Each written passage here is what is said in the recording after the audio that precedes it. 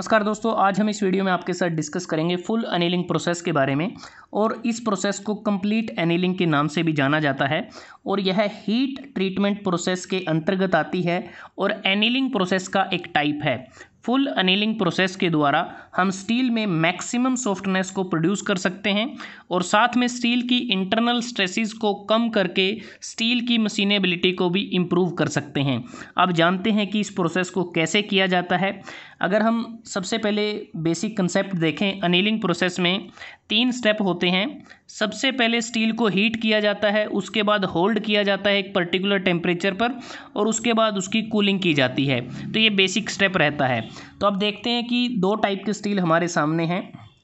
एक है hypoeutectoid steel, जिसमें कार्बन परसेंटेज 0.83% से कम होती है, और दूसरा है हाइपर यूटेक्टोइड स्टील, जिसमें कार्बन परसेंटेज 0.83 से 2.14% के बीच में रहती है। जब हमारे पास हाइपोयूटेक्टोइड स्टील होता है, उस केस में हमारा जो ऑस्टेनाइटाइजिंग जो टेम्परेचर है, वो जो अपर क्रिटिकल टेम्परेचर की जो लाइन है, जो A3 लाइन हमें यहाँ नज़र आ रही है, इससे 30 डिग्री या 50 डिग्री से ज़्यादा होता है। अगर हाइपर यूटेक्टोइड स्टील है तो उस केस में जो हमारा अपर क्रिटिकल टेम्परेचर है वो ये लाइन इंडिकेट करती है, जो ACM लाइन है, जो एक इंक्लाइंड लाइन है। इससे हम 30 डिग्री या 50 डिग्री ज़्यादा टेम्परेचर पर स्टील को गर्म करते हैं। ये जो रेड कलर में पोर्शन आपको नज़र आ रहा है, ये पोर्शन हमें दर्शाता है कि इस पर्टिकुलर टेम्परेचर रेंज पर हम स्टील को गर्म करते हैं। उसके बाद जब स्टील को एक पर्टिकुलर टेम्परेचर रेंज पर गर्म कर लिया जाता है, उसके बाद स्टील की होल्डिंग की जाती है, जिसकी हम सोकिंग भी बोलते हैं। तो एक सफिशिएंट पीरियड तक उसको होल्ड करते हैं। होल्ड करने का मेन कारण ये रहता है कि जो पूरा स्टील का जो पूरा वॉल्यूम होता है, उसमें जो फेज़ ट्रांसफॉर्मेशन होता है वो कंप्लीट हो जाए, और हमारी जो हीटिंग है, पूरे वॉल्यूम होता है स्टील का, उसमें यूनिफॉर्म हीटिंग हो। और जो टाइम पीरियड रहता है वो मेनली डिपेंड करता है स्टील की थिकनेस या डायामीटर के ऊपर। अगर हम देखें 2.5 से 3 मिनट लगती हैं पर mm थिकनेस पर, जो हमारा टाइम पीरियड का जो हम इसमें कंसीडर करते हैं कि हमारा जो सफिशिएंट पीरियड कितना हो। उसके बाद जब होल्डिंग हो जाती है, होल्डिंग के बाद कूलिंग की जाती है। कूलिंग फर्नेस में ही की जाती है। इसके अतिरिक्त या फिर किसी बढ़िया हीट इंसुलेटिंग मटेरियल में हमारा जो हीट हुआ है स्टील, उसको कूल किया जाता है। और ये जो कूलिंग होती है, बिल्कुल स्लोली कूलिंग इसको किया जाता है, क्योंकि जो स्लो कूलिंग होती है उसके कारण जो ऑस्टेनाइट है वो अच्छी तरह से डीकम्पोज हो जाता है। अब जब ऑस्टेनाइट डीकम्पोज होता है, उसमें जो अगर हाइपोयूटेक्टोइड स्टील है तो ऑस्टेनाइट डीकम्पोज होता है परलाइट और फेराइट स्ट्रक्चर में। अगर हाइपरयूटेक्टोइड स्टील है तो उस केस में ऑस्टेनाइट जो डीकम्पोज होगा वो परलाइट और सीमेंटाइट स्ट्रक्चर में वो डीकम्पोज होगा। अगर आप इस डायग्राम को देखते हैं तो यहाँ पर दोनों केसेस हमारे सामने हैं। ये हाइपोयूटेक्टोइड स्टील है और इधर हाइपरयूटेक्टोइड स्टील है।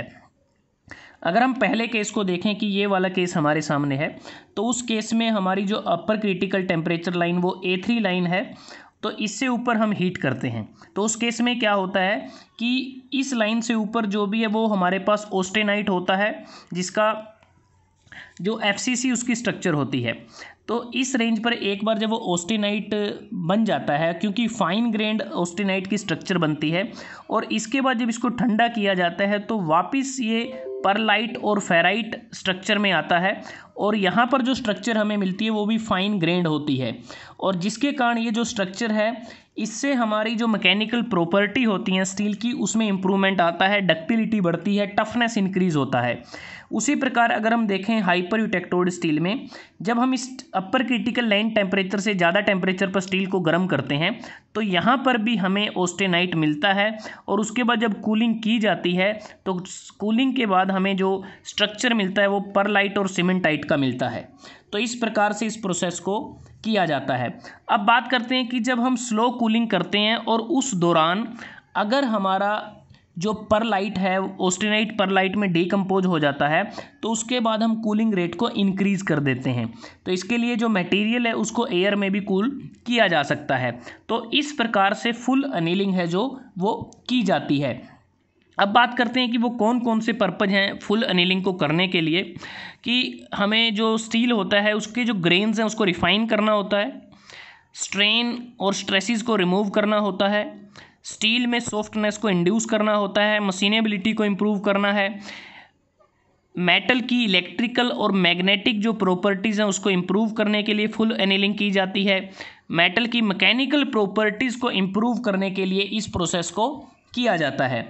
अब बात आती है कि जब भी हम फुल एनीलिंग करते हैं, अक्सर एक गुड रूल है जिसे हमें याद रखना चाहिए कि अगर मटेरियल में कार्बन कंटेंट ज़्यादा है तो उतना ही स्लोअर कूलिंग रेट हमें रखना होता है। तो आज हमने इस वीडियो में आपके साथ डिस्कस किया फुल एनीलिंग के बारे में, जिसे हम कंप्लीट एनीलिंग के नाम से भी जानते हैं, जो एक हीट ट्रीटमेंट प्रोसेस है और एनीलिंग प्रोसेस का एक टाइप है कि इस प्रोसेस को कैसे किया जाता है और इस प्रोसेस को करने के बाद स्टील या मेटल में क्या क्या चेंजेस आते हैं। तो आज आपने इस वीडियो के बारे में जाना।